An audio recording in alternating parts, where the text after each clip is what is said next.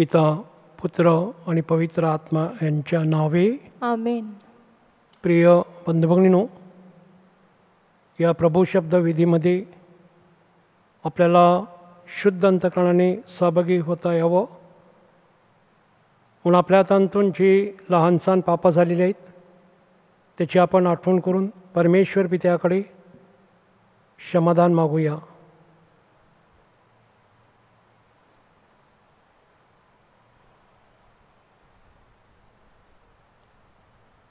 हे प्रभू येशू, मानवाबरोबर आणि पित्याबरोबर आमचा समेट घडून आणण्यासाठी तू या जगात आलास.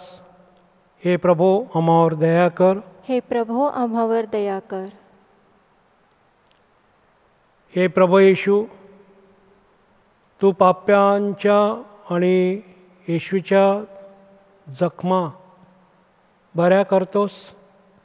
हे ख्रिस्त, आम्हावर दया कर. हे ख्रिस्ता, आम्हावर दया कर. हे प्रभू येशू, तू पित्याकडे आम्हासाठी मध्यस्थी करतोस. हे ख्रिस्त प्रभू, आम्हावर दया कर. हे प्रभू, आम्हावर दया कर. सर्वसमर्थ परमेश्वर, आम्हावर दया करो. आमच्या पापांची क्षमा करून आम्हाला सार्वकालिक जीवनाकडे नेवो. आमेन. आपण प्रार्थना करूया. हे प्रभू, हा प्रायश्चित काळ आम्हामध्ये बदल घडवून आणण्यास आम्हाला सहाय्य ठरव. ख्रिस्ताच्या मरण आणि पुनरुत्थानाच्या सोहळ्यात सहभागी होण्यासाठी आम्हाला पात्र करो. तो तुझ्याबरोबर पवित्र आत्म्याच्या ऐक्यात एकच परमेश्वर असून सर्व काळ जिवंत राहतोस, राज्य करतोस.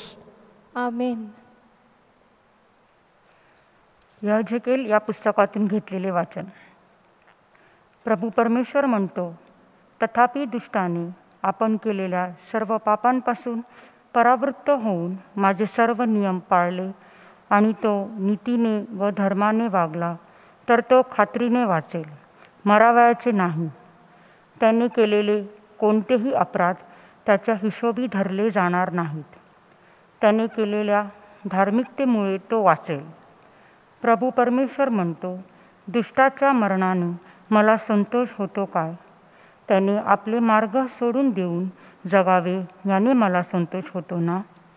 तरी पण आपली धार्मिकता सोडून दुष्कर्म करू लागला व अधर्मकेच्या सर्व अमंगळ आचाराप्रमाणे वागू लागला तर तो वाचावा काय?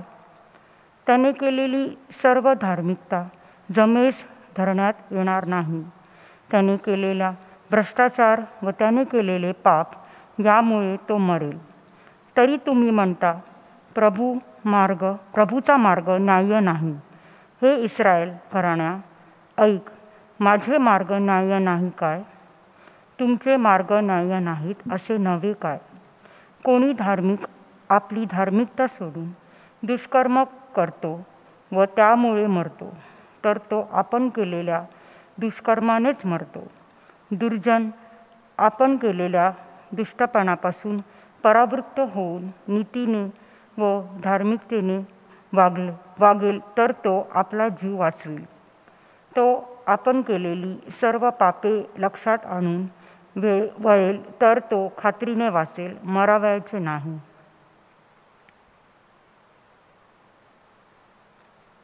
हा प्रभूचा शब्द आहे. देवाला धन्यवाद. प्रतिसाद. हे परमेश्वरा, तू अधर्म लक्षात आणशील तर तुझ्या पुढे कोण टिकाव धरील? हे परमेश्वरा, तू अधर्म लक्षात आणशील तर तुझ्या पुढे कोण टिकाव धरील? हे परमेश्वरा, मी शोकसागरातून तुझा धावा करीत आहे. हे प्रभू, माझी वाणी ऐक. माझ्या विनवणीच्या शब्दांकडे तुझे कान लागोत. प्रतिसाद. हे परमेश्वरा, तू अधर्म लक्षात आणशील तर तुझ्या पुढे कोण टिकाव धरील? हे परमेश्वरा, तू अधर्म लक्षात आणशील तर तुझ्या पुढे कोण टिकाव धरील? तरी पण लोकांनी तुझे भय धरावे म्हणून तुझ्या ठाई क्षमा आहे. प्रतिसाद. हे परमेश्वरा, तू अधर्म लक्षात आणशील तर तुझ्या पुढे कोण टिकाव धरील? मी परमेश्वराची अपेक्षा करतो. माझा जीव अपेक्षा करतो आणि मी त्याच्या वचनाची आशा धरतो. पहाटेची वाट पाहणाऱ्या पहारेकरापेक्षा माझा जीव प्रभूची अधिक वाट पाहतो. प्रतिसाद: हे परमेश्वरा, तू अधर्म लक्षात आणशील तर तुझ्या पुढे कोण टिकाव धरील? हे इस्रायल, परमेश्वराची आशा धर, कारण परमेश्वराच्या ठाई दया आहे. त्याच्याजवळ उद्धार विपुल आहे. तो इस्रायलला त्याच्या सर्व अधर्मापासून मुक्त करील. प्रतिसाद: हे परमेश्वरा, तू अधर्म लक्षात आणशील तर तुझ्या पुढे कोण टिकाव धरील? जयघोष. प्रभू म्हणतो, पश्चाताप करा, कारण स्वर्गाचे राज्य जवळ आले आहे.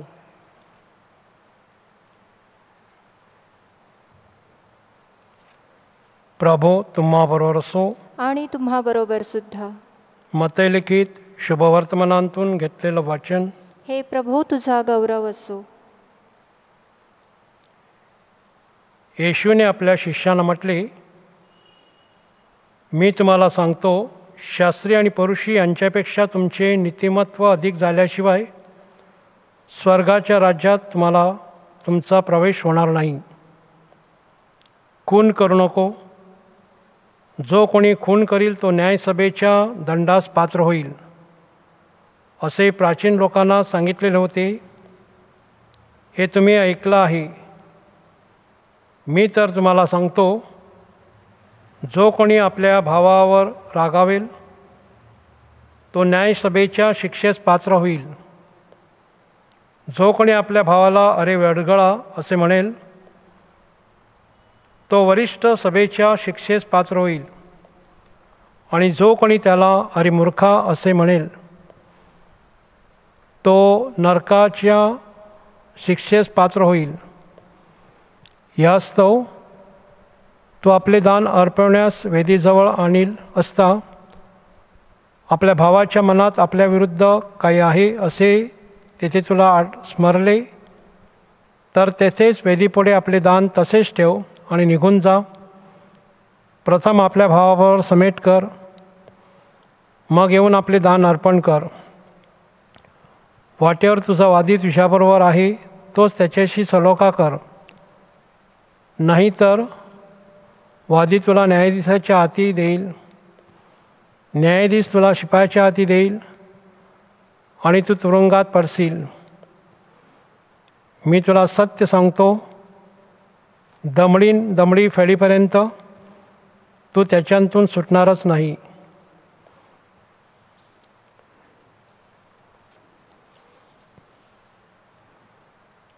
प्रभूचे हे शुभवर्तमान. हे ख्रिस्ता, तुझी स्तुती असो.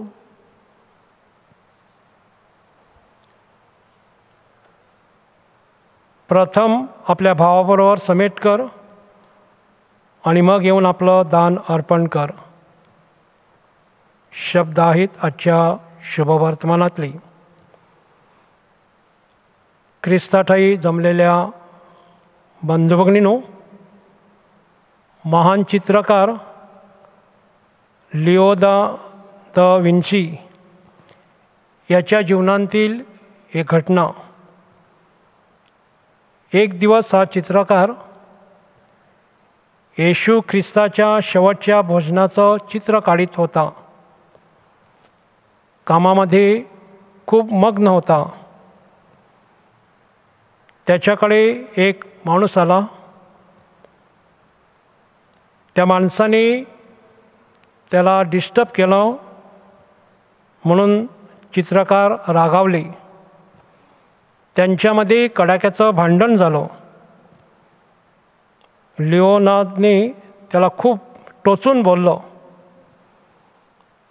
भांडण संपल्यानंतर ती व्यक्ती त्याच्या घरी निघून गेली आणि लिओनार्दो ते अपुरं असलेलं चित्र काढण्यासाठी पुन्हा त्याने आपल्या हातामध्ये ब्रश घेतला, रंगकाम सुरू केलं.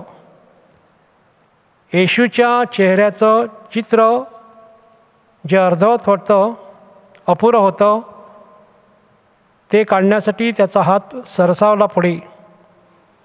तेव्हा त्याचा हात चालेना. त्याच्या मनामध्ये शंका आली, काहीतरी माझ्या हृदयामध्ये कमतरता आहे, माझी मनशांती ढासळलेली आहे. का ढासळलेली आहे हे तात्काळ त्याच्या लक्षात आलं.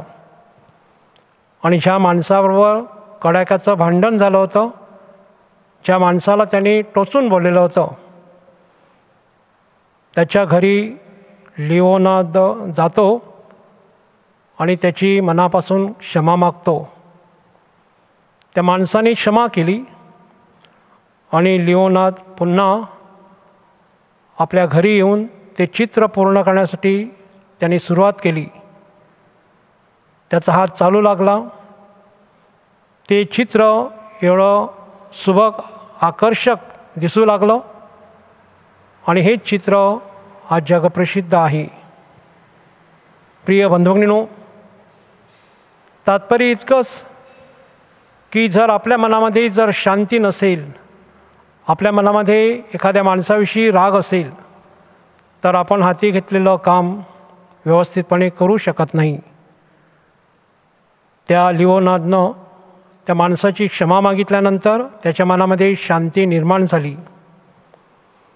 बायबलमध्ये क्षमा आणि समेट याविषयी पुन्हा पुन्हा सांगितलेलं आहे.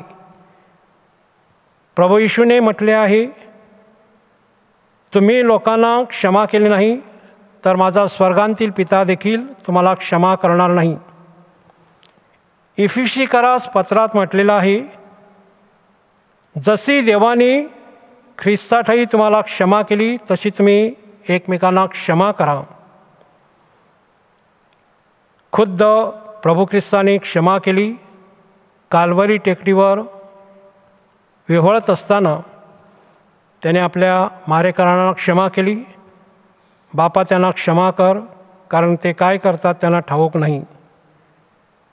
ख्रिस्त सभेच्या इतिहासामध्ये अशी अनेक उदाहरणं आहेत की त्या व्यक्तीनं क्षमा केलेली आहे. अनेक धर्मगुरूंचा छळ झाला, त्याने क्षमा केली. अनेक संत पुरुष नावारूपाला आली, त्याने देखील अनेकांना क्षमा केली. आपल्या भूमीतला भूमिपुत्र जपानसारख्या देशामध्ये त्याला टेकडीवर खिळण्यात आलं, त्याने देखील क्षमा केली. कोवळ्या वयाची संत गोरेठी हिने देखील क्षमा केलेली आहे. आपले पोप संत झालेले आहेत. पोप जॉन पॉल दुसरे यांनी आपल्या मारेकऱ्यांना क्षमा केली. ऑस्ट्रेलियन मिशनरी ग्रॅहम स्टेनच्या पत्नीनं ग्लॅडसने मारेकऱ्यांना क्षमा केली. जो ख्रिस्ताने क्षमेचा संदेश दिलेला होता तो ह्या लोकांनी आचरणात आणला. प्रिय बंधुभगिनींनो, ख्रिस्ती तत्व आहे क्षमा करा, फगिव्ह आणि फगेट. हे तत्व जर आपण आचरणात आणलं तर आपल्याला एक आगळ्या वेगळ्या प्रकारची मनशांती लाभल्याशिवाय राहणार नाही. आजच्या शुभवर्तमानामध्ये आपण ऐकलेलं आहे की तुमच्या मनामध्ये तुमच्या भावाविषयी अडी असेल, द्वेष असेल, तिरस्कार असेल आणि तुम्ही अर्पण करण्यासाठी जर वेदी समोर आला असाल तर अर्पण तिथेच ठेवा आणि घरी जा आणि भावाबरोबर समेट करा. प्रिय बंधुगणो, शुद्ध अंतकरणानं केलेलं अर्पण देवाला अधिक प्रिय असते. अर्पणाच्या वेळी आपण नेहमी गायन करत असतो, हे दान काय कामाचे, जरी मनी द्वेष मलसाचे. होय प्रिय बंधुगणो, जर आपल्या मनामध्ये द्वेषाचा, तिरस्काराचा, रागाचा मोल असेल तर ते अर्पण स्वीकारणीय होणार नाही. संत पौल कलिसिकरास पाठवलेल्या पत्रामध्ये नमूद करतो, तुम्ही देवाचे पवित्र आणि प्रिय असे निवडलेले लोक आहात आणि म्हणून करुणायुक्त हृदय, ममता, सौम्यता, सहनशीलता ही तुम्ही सतत धारण करा. एकमेकांचे सहन करा आणि कोणाविरुद्ध कोणाचे गाऱ्हाणे असेल त्याला क्षमा करा. प्रभूने क्षमा केली तशी तुम्हीही क्षमा करा. ख्रिस्ताठाई जमलेल्या प्रिय बंधूंनो, क्षमा करणं हे सोपं नाही, परंतु जर आपण प्रयत्न केले तर क्षमा करण्यासाठी परमेश्वर आपलं हृदय उघडल्याशिवाय राहणार नाही. आणि म्हणूनच या प्रभू शब्दविधीमध्ये आपण मननचिंतन करीत असताना या उपवास काळामध्ये समेटाद्वारे, सलोख्याद्वारे आपल्या कुटुंबामध्ये किंवा आजूबाजूला आपलं भांडण झालं असेल, आपण एकमेकावर राग व्यक्त केला असेल, अपशब्द बोलले असतील, तर ह्या 40 दिवसाच्या अवधीत आपण त्यांच्याकडे क्षमा मागूया. क्षमा केल्यानंतर आपण हरवतो किंवा आपलं नुकसान होतं असं नाही, तर आपण माणसे जोडत असतो. दुरावलेली माणसं आपण आपल्या जवळ आणतो. त्यांच्यातील परस्पर संबंध आपण चांगले करतो. होय माझ्या प्रिय बंधूंनो, ज्या प्रभू ख्रिस्ताने आपल्या सर्वासाठी दुःख, यातना, मरण आणि ते सुद्धा क्रुसावरील मरण सोसलं, त्यांनीसुद्धा आपल्या मेहऱ्यांना क्षमा केली. क्षमेचा संदेश, सलोख्याचा संदेश, समेटाचा संदेश आज जगाला ख्रिस्ताने दिलेला आहे. त्याचं अनुकरण करण्यासाठी परमेश्वर आपल्याला कृपा देवो. प्रथम आपल्या भावाबरोबर समेट कर आणि नंतर आपलं दान तू देवाला अर्पण कर. याची पूर्तता करण्यासाठी आपल्याला प्रभूचा स्पर्श व्हावा, म्हणून ह्या प्रभू शब्द विधीमध्ये विशेष प्रकारे प्रार्थना करूया. आमेन. प्रभू म्हणतो, मागा म्हणजे तुम्हास मिळेल. आपण मोठ्या श्रद्धेनं आपल्या विनंत्या प्रभूचरणी आणूया. प्रतिसाद. हे प्रभू आमची प्रार्थना ऐक. हे प्रभू आमची प्रार्थना ऐक. सलोका समेटाद्वारे जीवन परिवर्तनासाठी आव्हान करणारे आपले पोप फ्रान्सिस, आपले आर्चबिशप फेलिक्स, बिशप, धर्मगुरू, व्रतस्थ यांना परमेश्वराने शारीरिक, मानसिक आणि आध्यात्मिक स्वास्थ्य द्यावं म्हणून आपण प्रार्थना करूया. हे प्रभू आमची प्रार्थना ऐक. कोरोना विषाणूचा वाढता प्रसार आटोक्यात आणण्यासाठी सरकारी व इतर सर्व यंत्रणा कामी यावी. जनतेने योग्य ती खबरदारी घेऊन सरकारला सहकार्य करावं म्हणून आपण प्रार्थना करूया.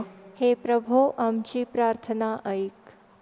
आपण आपल्या कुटुंबात, गावपरिवारात सलोख्याचे, समेटाचे वातावरण निर्माण करण्यासाठी तयार असावं, तत्पर असावं. कुटुंबात आणि गावपरिवारात शांती, शेजारप्रीतीद्वारे निर्माण करण्यासाठी आपण आपल्या अपराध्यांना, वैऱ्यांना अंतःकरणापासून क्षमा करून आपलं अंतःकरण त्यांच्यासाठी उघडं ठेवावं म्हणून आपण प्रार्थना करूया. हे प्रभू आमची प्रार्थना ऐक. कोरोना महामारीमुळे अनेकांच्या जीवनात अडचणी उद्भवलेल्या आहेत, त्या दूर व्हाव्यात. बेरोजगार आहेत त्यांना रोजगार मिळावा. आजाऱ्यांना परमेश्वरी स्पर्श व्हावा म्हणून आपण प्रार्थना करूया. हे प्रभू आमची प्रार्थना ऐक. मुलांना अभ्यासात, मोठ्यांना श्रमात आणि व्यवसायात प्रभूची मदत मिळावी. आपले वैयक्तिक, कौटुंबिक आणि गावपरिवाराचे हेतू परमेश्वराने सफल करावेत म्हणून थोडा वेळ शांत राहून मुख प्रार्थना करूया.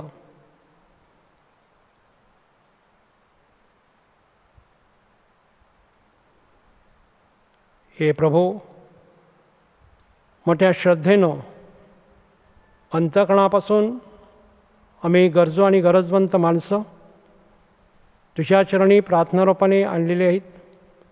आमच्या प्रार्थना तू स्वीकारून घे. ही प्रार्थना मी आमच्या प्रभू ख्रिस्ताद्वारे करतो. आमेन. प्रभूने शिकवलेली प्रार्थना आपण एकत्र श्रद्धेने म्हणूया. आमच्या स्वर्गीय बापा, तुझे नाव पवित्र मानले जाओ, तुझे राज्य येवो, जसे स्वर्गांत तसे पृथ्वीवरही तुझ्या इच्छेप्रमाणे हो. आमची दररोजची भाकर आज आम्हाला दे, आणि जसे आम्ही आमच्या अपराधकारांना क्षमा करीतो तसेच तू आमच्या अपराधांची क्षमा कर, आणि मला मोहात पडू देऊ नकोस, पण वाईटापासून आम्हाला सोडव. पिता, पुत्र आणि पवित्र आत्मा यांच्या नावे. आमेन.